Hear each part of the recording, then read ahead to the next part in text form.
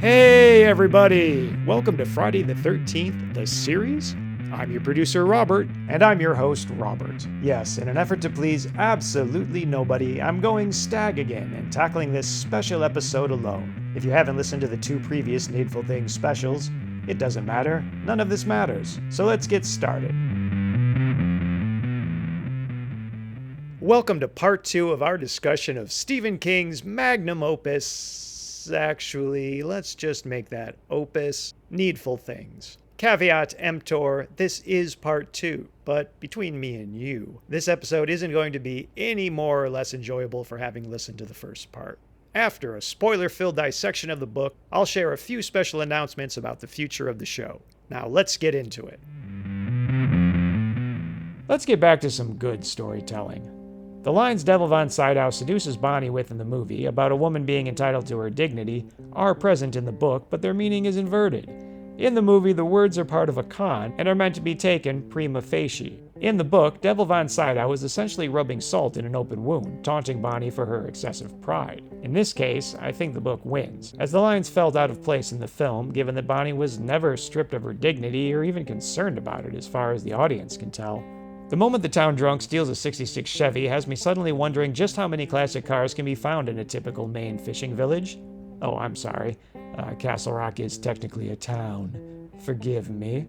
In the book, the strife between Sheriff Ed Harris and Bonnie doesn't stem from the pendant she receives for her arthritis, or the reverence prank that leads Bonnie to conclude Sheriff Ed Harris is embezzling with Buster. Instead, she's been deceived into believing he looked into her past and knows about her deceased child. Although her unwillingness to even entertain the idea he didn't do it, and to at least hear him out, feels like a lazy sitcom trope that's present in both versions, tying the deception to her character flaw is a nice touch that elevates the book over the movie. On the subject of Bonnie's mysterious pendant, prediction review. I said, the devil shows up to help her put it back on, and despite the crippling pain, she first asks him what's inside the pendant.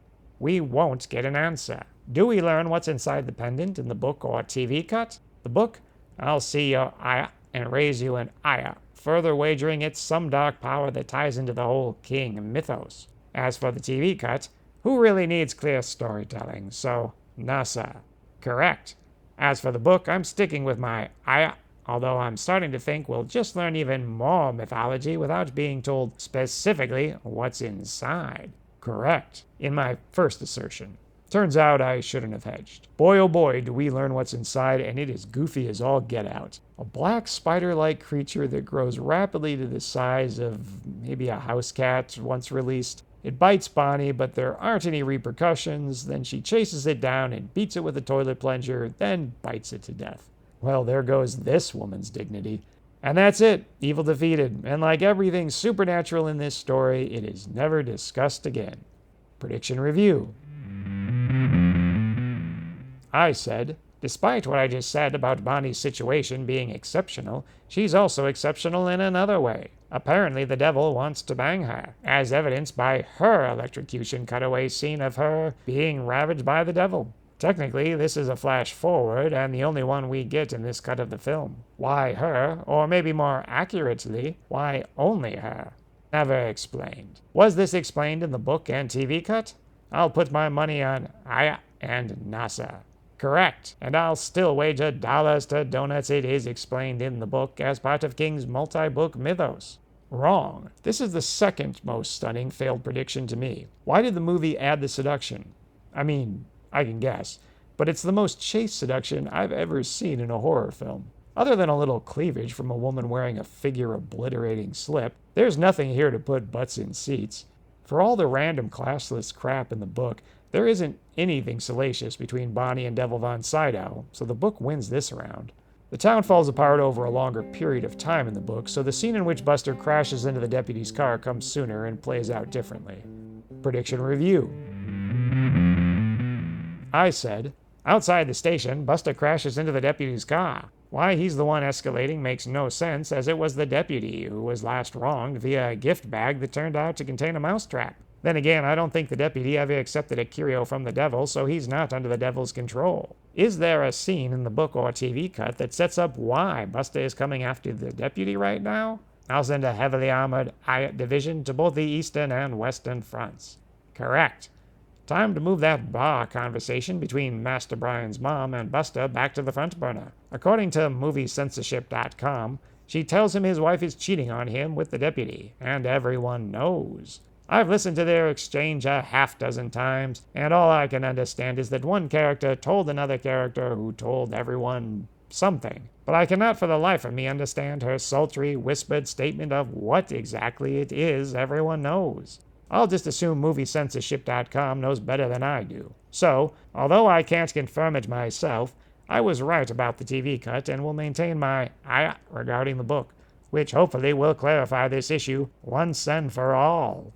Correct. For two reasons. One, the fake tickets Buster receives have the deputy's signature, so in the book he believes he knows exactly who issued them. Two, the book, to its credit, has Devil Von Sydow actually playing chess instead of simply overturning the board. In the movie, it feels like he pulls names out of a hat, pits the owners against each other, then just sits back to see what will happen. The book has him strategizing in multiple ways. He recruits Eddie the janitor specifically because he works at the municipal building and can spy for him. He probably recruits Buster because he can requisition dynamite. He most likely recruits Ace both because he's a car guy himself and because he's already itinerant and accustomed to illegal activity like smuggling contraband. Also, he identifies potential hurdles like law enforcement in general, and Sheriff Ed Harris specifically, and tailors his plans to keep them too occupied to figure out what's really happening. Case in point, Buster ramming the deputy's car with his own, just as the deputy is returning from a self-imposed absence to assist Sheriff Ed Harris when he needs him the most. On this issue, the Devil Von Sydow of the book is the superior tactician, and by extension, the more worthy adversary. And that leads neatly into Prediction Review. I said, we now get our longest scene with Dan's wife, and it's a scene that should have been cut. I'd skip it myself, but Buster asks if his wife had an affair with the deputy, so were there more lines in the book and TV cut that implied he suspected this? And did she? I'll go with Aya regarding his suspicion, but nah sir, that she actually did. Correct. Mostly. As we just talked about, he was told by Master Brian's mom in this version. Did his wife actually cheat? Unlikely, since we can probably assume Master Brian's mom was lying. But it's not definitive. I think in the book we'll be told she made it up. Wrong and correct. Unless I missed it, for all Buster's paranoid delusions, his wife having an affair is never something that crosses his mind. So, by default, I'm claiming I was wrong about his suspicion, but right about it never happening. And although I'm not on the hook for it, I was also wrong about Master Brian's mom making up the rumor about an affair. Ugh, I'm really bad at this. Before leaving Buster handcuffed to his car, I'll mention his escape plays better in the book, in which he beats up a random passerby instead of the deputy, who just dry-fired his service weapon at Buster in a moment that really impugns his character. Actually, time out. I now realize just how bad that scene in the movie actually is. With Buster's egregious na-na-na-na-na-na taunt stealing the spotlight, the movie wisely buries the headline. Namely, Buster knocks out the deputy, but doesn't take his handcuff key? Why on God's green earth not? Oh, maybe they weren't on him? Well, Sheriff Ed Harris just told him to lock Buster up as he drove off, and he didn't mention not having keys. Also, Buster heard the exchange, so should have waited to be uncuffed before attacking the deputy. Man, it's incredible what quickly cutting out of a scene can hide. Film school students? You taking notes? On a more somber note, Master Brian's suicide attempt is pretty different. Most notably, it's successful. Probably because Sheriff Ed Harris isn't on the scene. Instead, in an incredibly dark turn of events, Master Brian's younger brother is present, and Master Brian uses his foot to pull the trigger on a rifle, which is somehow even worse than simply using a handgun. Actually, this is the perfect example of the tonal inconsistency that often plagues King's work. You have a grim and brutal scene like this near the three-quarter mark, then the climax will have a devil holding a groaning, pulsing valise of human souls get defeated, in part, by literal shadow puppets, like something out of Scooby-Doo. Pick a lane. So let's wrap up all remaining Master Brian business. Prediction Review. I said, calling the devil a poison man. Try to understand. He's a poison man. I'm guessing the stuff means his brains, and the second speaks for itself, but man, King, why can't your characters just speak like human beings? Are these two phrasings lifted directly from the book?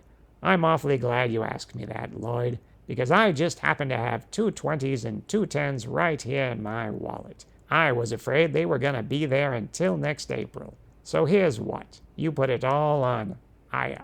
I'm standing by this one on both counts. Wrong. In the book, he says Needful Things is a poison place and Mr. Gaunt is a poison man, and swear you'll never buy any of the poison things Mr. Gaunt sells. However, he doesn't technically say the stuff.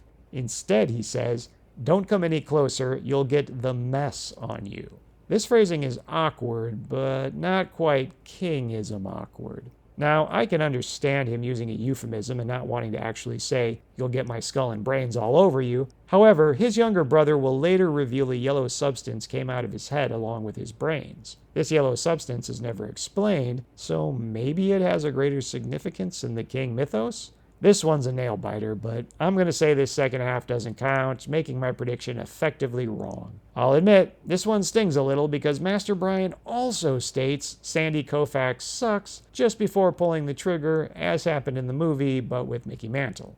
Prediction review. I said, this is also when we learn Master Brian has been having nightmares about the devil. Were these dreams in the book and TV cut? Dreams and vague psychic unease are classic King, so I'm putting a brick on the Aya pedal, then rolling out of the car. Correct. We can unpin Master Brian's dream sequence from just a little while ago, and I'll double down on Aya for the book. Correct. We not only get Master Brian's Devil Von Sydow dreams, but lurid dreams of him and the speech therapy teacher he has a crush on because King. Not to mention other characters' dreams about Devil Von Sydow, including one in which the devil speaks to the town drunk as the antenna foxtail he covets. One of the most successful authors of our generation, people. Prediction review. I said, Sheriff Ed Harris visits Bonnie to announce Master Brian's attempted suicide, so apparently he shared that news with her before Master Brian's mother. Do the book and TV cut go into more detail about the attempted suicide? The book? Aya. The TV cut? NASA. Wrong. I'm going to quibble a little, since I was picturing a hospital scene, maybe with Master Brian on a ventilator, and an actual discussion with his mother. But he does tell her before Bonnie in this version, so I lost by a hair. Honestly, King's adults are frequently unaware of or indifferent to the suffering of children in his stories, even their own kids, so I'm going to switch my Aya to NASA regarding the book. Wrong. Dang it. I gotta stop switching horses midstream. I absolutely nailed everything around the prediction, but owing to my initial phrasing, not the prediction itself. The book details how indifferent Master Brian's mother is when the police inform her of the not attempted but successful suicide of her son, and to the effect it might have on her other son. Also, Sheriff Ed Harris himself goes to speak to Master Brian's brother at the mental care facility he's been placed in given the tragic event he just witnessed. For those with a keen memory, this is the first time Sheriff Ed Harris's interest in magic tricks actually pays off, as he uses them to ingratiate himself to Master Brian's brother. Now, for the Master Brian predictions, I can't tie to the movie because there was no equivalent scene in the book. First, Devil Von Sydow never visits Bonnie at the diner in the book, so prediction review. I said, also of note, the scene ends with the devil turning to discover Master Brian standing just outside the window, staring at him, before fading out.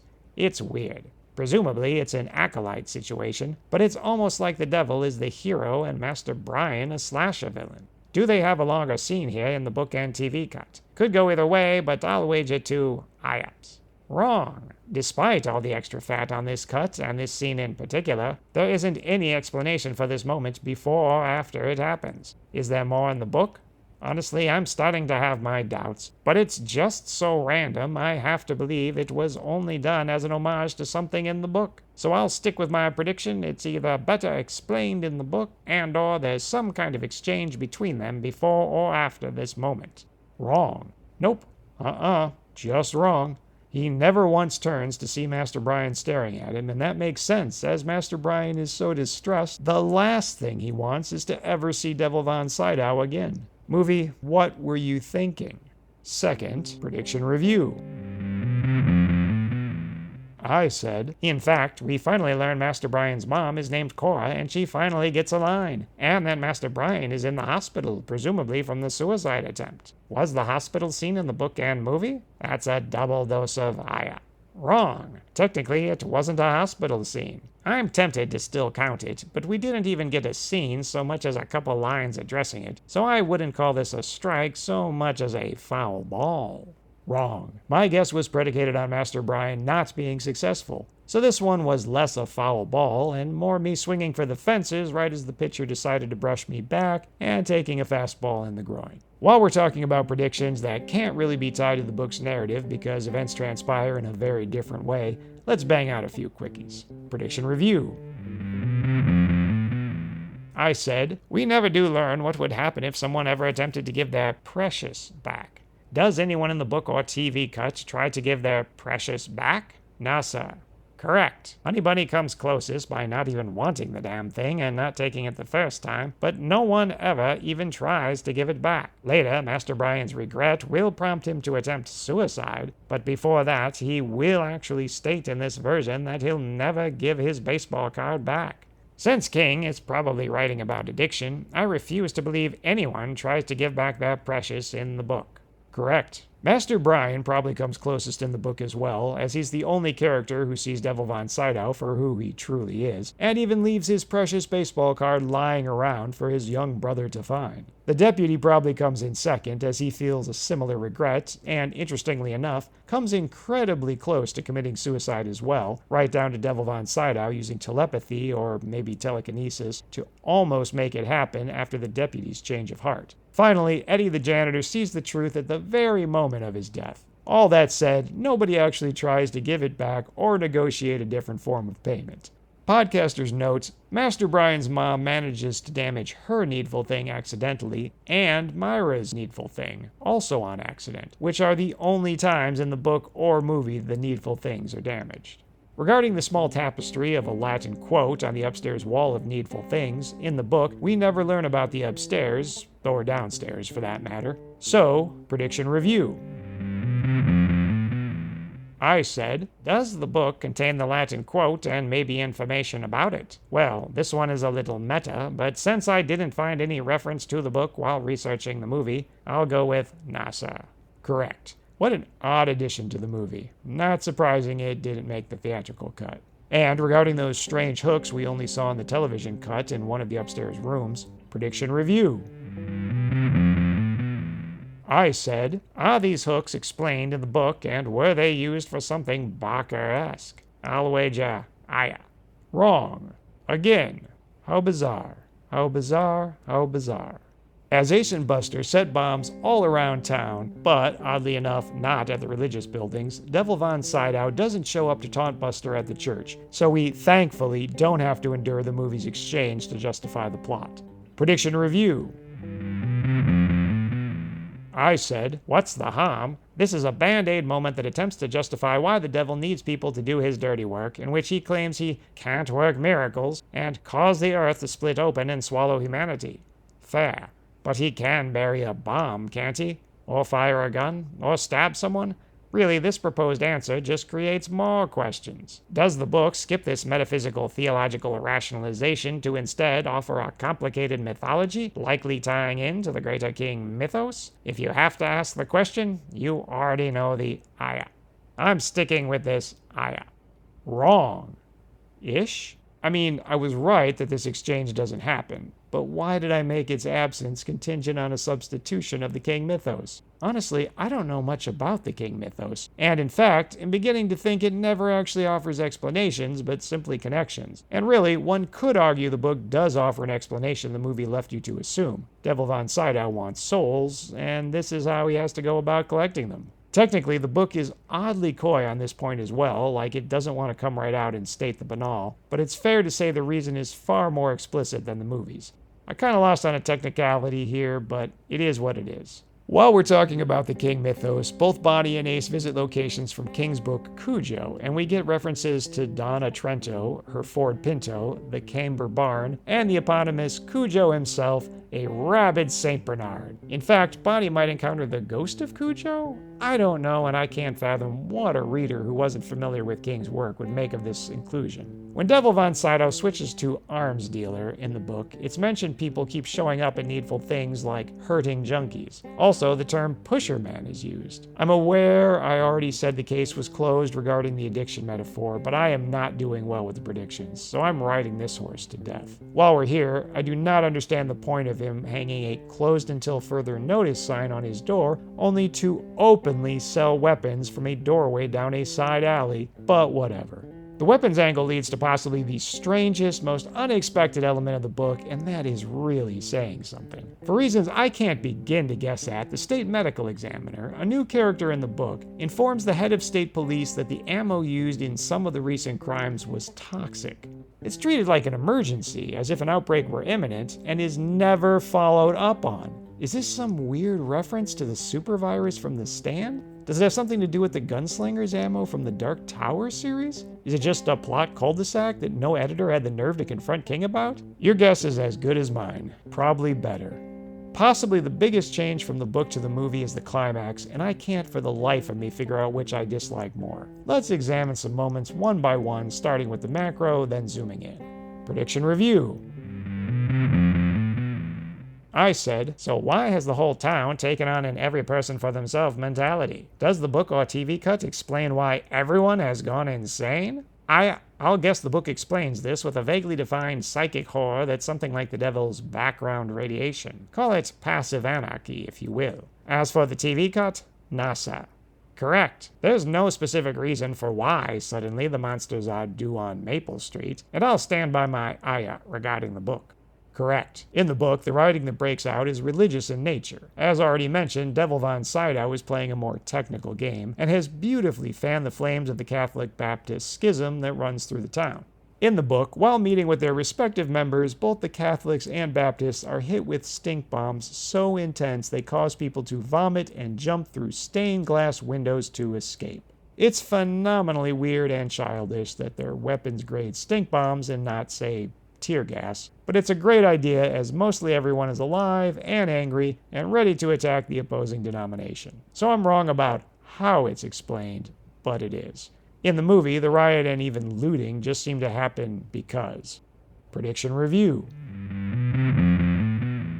I said, a character named Frank we've barely seen beats a man for taking his copy of Treasure Island. Do we learn Frank's story in the book and TV cut? Please. Correct. We don't learn a lot, but we see him get his needful thing and learn his profession. And that's basically what I meant, so I'm counting it. As the character is into literature and a teacher, a profession that has appeared in other King stories, I suspect we get even more with him in the book. Correct. I mean, this is our pedophile, coke-dealing principal who dies in a double murder like pretty much every other character in this book. I mean, I get the symbolism of a double KO, but the number of people who die this way in the movie is beyond belief, and the book just triples down on that. Prediction review. I said, does any character steal or mess with anyone else's needful thing in the book? NASA. Correct. Frank defecates on a photo of his old buddy's mother before killing him, but the only person who might be actively trying to steal someone else's needful thing is Master Brian's mom, but it's debatable. Full disclosure, several characters worry someone might be interested in stealing their needful thing, but no one actually does. Prediction review. I said, Sheriff Ed Harris intervenes, but once again sends a concussed man to drive himself home, so not real knowledgeable about head trauma. A motorcycle almost runs him down, and the choice of a motorcycle for that mission seems odd and specific. So, just for fun, is there more about the motorcyclist in the book and TV cut? The book? The TV cut? NASA. Correct. Not much to say here, except I really want to believe it's addressed in the book. For some reason. It probably won't be, so I guess this is a hope-based prediction. Wrong. Let that be a lesson, kids. Never hope. Prediction review. I said, the Reverend is about to hack the priest in two with, honestly, I don't know. A halberd, maybe? It's like a cross between a cricket bat and a Final Fantasy Buster sword. I'm guessing it has something to do with commercial fishing. Is it here because King tried to make it a thing in the book, like the roque mallet in The Shining? Just call it croquet. Croquet is obscure enough. No one knows what roque is. Anyway, and you knew this was coming. I Again, I stand by this one, and as with Master Brian's mom, I'm tempted to read Needful Things just to answer this burning question. Wrong. It's not even in the book. Guess it was just the result of a prop department given free rein. Prediction review. I said, a lot of characters we never met get name dropped here. So, are these all characters we... you know the drill by now. I at the book, I at for some of them in the TV cut. Correct. Yes, this one was a little loosey-goosey, but although we don't learn any more about Eddie, the black janitor at the church, or Karen, I'm pretty sure, heretofore unseen character we will never see again, we did learn more about the diner waitress, Frank, and Master Brian's mom. So I'm counting this, especially since I was exactly right and that we learned more about some, but not all of them. As for the book, I still think we're going to learn about all of them. Wrong. Curse you, Karen. Curse your wretched soul to hell. Despite the book having something like a tenfold increase in named characters, there is no Karen I can find. Prediction review. I said, is Karen in the book? In a word, Aya. Wrong. Wow, double whammy. Why, God? Why did I single out Karen of all people? Uh-oh, not again. Prediction review. I said, Frank the principal, Eddie the janitor, and Karen the Karen confessed to things we never even saw. Do we see their transgressions in the book? I'm going with a triple shot of Aya. Wrong. Karen, you are killing me here. Prediction review. I said, dang it, this was almost over and Max von Sydow had done everything he could to elevate the material, but now you made him say, sticks and stones will break my bones, but names will never hurt me. And even he finally collapsed under the load. Is that an exact line from the book? Well, it's not technically a kingism, just an old-timey saying, but one I'm convinced warrants a firm, confident Aya. Oh, I stand by this. Wrong. Oh, much earlier he says, we're having fun now. Yes, sirree. In inversion of the films, yes, sirree, we're having fun now. But otherwise exactly the same. But he doesn't say this, of course. Prediction review. I said, the devil walks out of the burning rubble completely unscathed, gives Sheriff Ed Harris his best, and proceeds to inform him he'll have a wonderful family and that he will meet his grandson in Jakarta in 2053. Okay. Is this a reference to the King mythos? I guess. Maybe something covered in the book's epilogue, or maybe just something you have to understand from reading other King books? I'm shocked this line is here, but also don't care anymore. Also, are we to assume from this Bonnie's first child will actually be the devil's? I see a strong argument, but it's not definitive. I'm sticking with the Aya, and I'll even go all in on the book giving us a definitive answer on the paternity test. Wrong. This is, hands down, the absolute strangest addition to the movie, and it's essentially the very last thing to happen.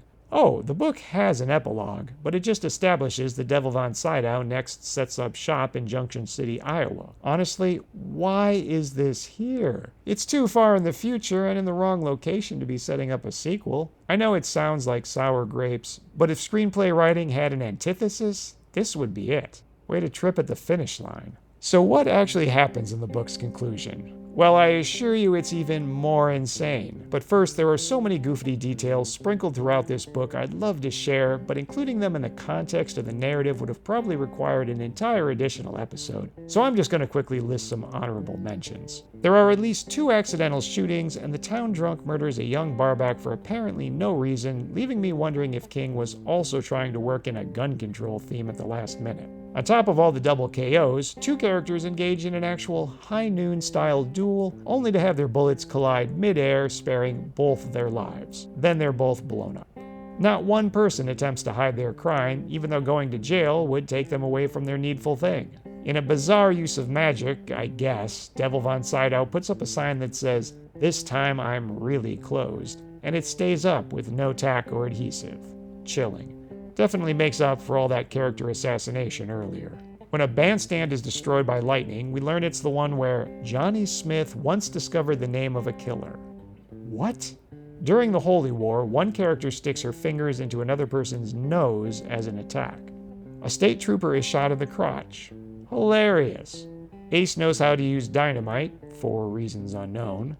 Smoke coming out of Devil Von Sydow's ears and nose when he's angry. Many a pop culture reference, including The Simpsons, Vice President Dan Quayle, R. Crumb, Zippy the Pinhead's dad, the Joker, the Transformers, Judge Wapner, Double Dragon, and a Beatles reference courtesy of a sign that reads, "You say hello, I say goodbye, goodbye, goodbye. I don't know why you say hello, I say goodbye." Yeah, seems like the kind of thing a fallen angel would really be into.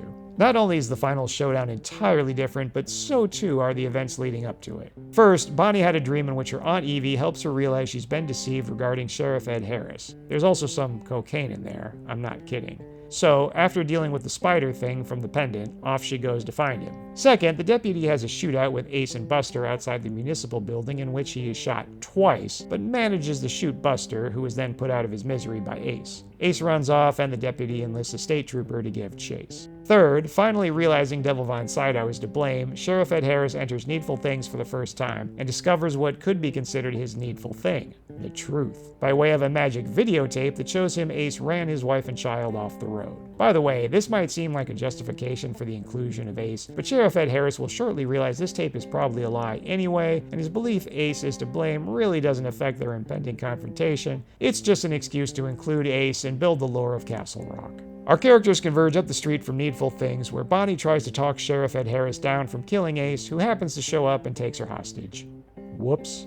Miraculously, the deputy and state trooper roll up without being seen, and the deputy prepares to shoot Ace as soon as Bonnie is clear. Keep in mind, everything I describe next happens while this standoff is happening. Sheriff Ed Harris notices Devil Von Sydow with his valise of souls slinking away, verbally stops him, then explains why he knows the videotape was fake. Guess what happens next? Yep, he opens the prank can of spring snakes he's been holding this whole time, a goofy but touching memento of his dead son, as a distraction. Wait, no, I'm sorry, that's hack writing, but almost plausible. When he opens the can, the spring snake becomes some kind of magic snake for no reason that will ever be explained and bites Devil Von Sydow. Sheriff Ed Harris uses the moment to swipe the valise. Devil Von Sydow essentially begs to have his valise back, diminishing him still further. When pleading fails, he adopts a monstrous form, which distracts Ace just enough for Bonnie to bite his hand and get away, at which point the deputy shoots and kills him. With his fate almost sealed, Sheriff Ed Harris has to break out the big guns. Shadow puppets. A dog and bird which might or might not also be aided by magic. I don't know, and I really don't care, and these confuse Devil Von Sydow for reasons.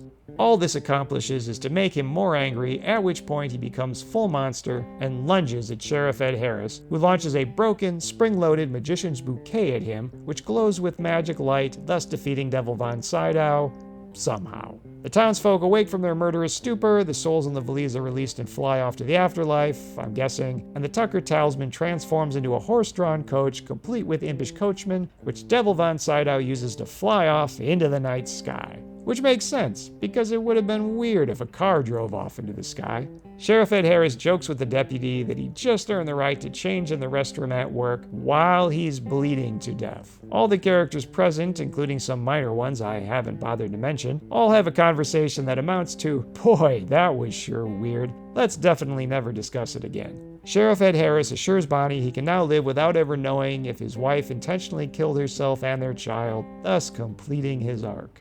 The word pup is used to refer to a child, tying this book to The Shining and probably other Stephen King books. Oh no, I just realized Joe Hill had to endure being called a pup his whole childhood. You poor, poor man. Finally, we get the epilogue mentioned earlier in which it's implied Devil Von Sydow has opened a store in Junction City, Iowa called Answered Prayers. It alleges to be a new kind of store. You won't believe your eyes, so look forward to that sequel. Let's tally up how I did, then get the hell out of here. Regarding the director's cut, 15 correct to 7 wrong for a success rate of 68%. Look out, Wall Street. As for the book, 16 correct to a whopping 27 wrong for an abysmal success rate of 37%. High enough to make the Hall of Fame, but not good for much else. I guess I know movies better than I know Stephen King, and I can live with that. Thanks for coming on this journey with me. I hope you found it as baffling as I did. Now, like the characters in Needful Things, let us acknowledge it was weird, then never speak of it again. If you like the horror genre as much as we do, you can preview the horror comic book Requiem for a Psychopath right now, for free, at the Inner Demon Entertainment website. Imagine a world in which horror film slashers are real. Then imagine a troubled teen bringing one out of retirement to help him take revenge on his bullies. It was written by me and drawn by friend of the show, Stephen Yu. Again, that's Requiem for a Psychopath on the Inner Demon Entertainment website. And, if you dig it, please either review and rate it 5 stars on Amazon, or don't rate and review it at all. Ratings of less than 5 stars send the algorithm into murder mode for some reason. Thanks. I hope you enjoy it. I want to take a moment to congratulate my podcasting partner, Hill Street. The theater she's been working at offered her a full-time job, so she's now living her dream in the performing arts. However, she still has a second full-time job, so that doesn't leave a lot of time for podcasting. She might return now and again, time permitting, but I'm afraid she won't be a regular. Honestly, I don't know what the long-term future of the show looks like, but for now, I intend to have a series of guest hosts, beginning with my old friend and horror aficionado, Peter. We've already begun recording, and as much as I enjoy working with Hill Street, I'm also excited about exploring some new dynamics and structures for the show. So be sure to join us next episode as we begin a discussion of episode 11 of Friday the 13th, the series, titled simply Scarecrow. Another one of those, you're thinking? Au contraire, you have no idea what you're in for. Thanks for listening, everyone. We know you have a lot of choices when choosing a Friday the 13th the Series podcast, and we sincerely thank you for choosing ours. Special thanks to Joshua Romeo for original music, and to Stephen Yu for original art.